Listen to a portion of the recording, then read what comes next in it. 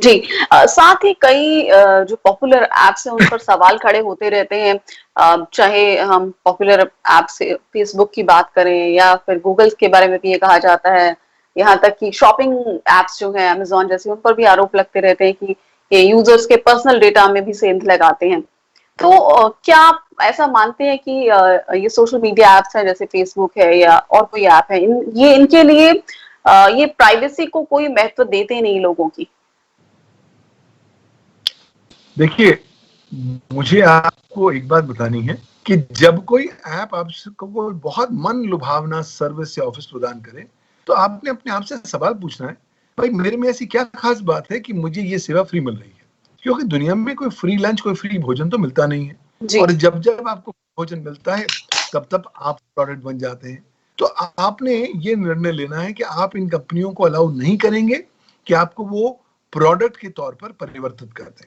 इसलिए मुझे लगता है कि आप हर ऐप को ध्यान से देखेंगे जब आप उसे डाउनलोड करेंगे, और अपने डेटा को भी अपने मोबाइल फोन पे ज्यादा सुरक्षित रूप से सेव करके ना रखें। क्यों? क्योंकि मोबाइल फोन को आज हैक करना बहुत आसान है, और अगर आपने बहुत सारी परमिशंस इनको दे दी, तो वैसे भी वो सारी परमिशंस को लीगली इस्तेमाल करते हुए ये ऐप्स आपका डेटा ना केवल कॉपी करेंगे, बल्कि आपके फोन से इंटरनेट के माध्यम से बाहर भेजते रहेंगे। तब भेजेंगे जब आपकी एक्टिविटी लेवल्स कम होंगे आपके फोन पे, जब आप सो रहे होंगे, ताकि आपको पता ही नहीं लग रहा होगा कि कितनी जानकारी बाहर जा रही है या नहीं जा रही। इसलिए कहीं ना कहीं अपनी निजता का संरक्षण हमारे अपने हाथों में है, क्योंकि अधिकांश से ये जो ऐप प्रोवाइडर्स हैं या ऐप कंपनीज हैं, ये आपको क्योंकि प्रोडक्ट समझते हैं, इसलिए आपकी निजता का बहुत ज्यादा सम्मान या इज्जत नहीं करते। वो तो ऑलवेज इंटरेस्टेड रहते हैं कि आप जो चौबीसों घंटे डेटा उत्पन्न कर रहे हैं, वो डेटा उन्हें मिल जाए,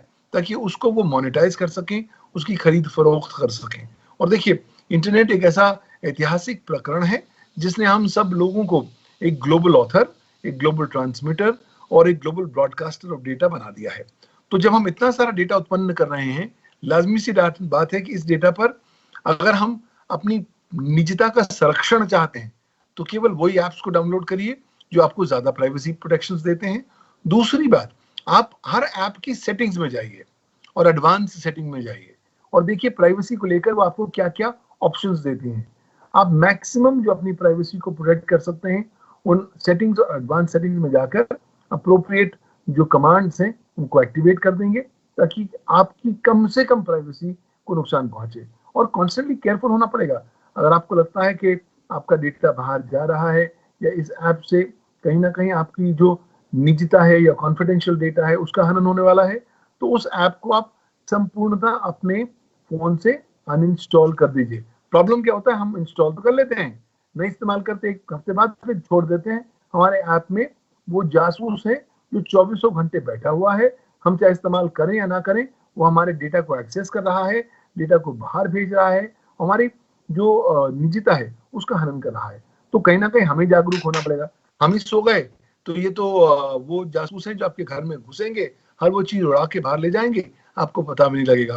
तो जितने जागरूक होंगे इन ऐप्स को लेकर, अपनी साइबर सुरक्षा को लेकर, उतना सुरक्षित आपका डेटा और उतनी सुरक्षित आपकी निजता का अधिकार भी होगा।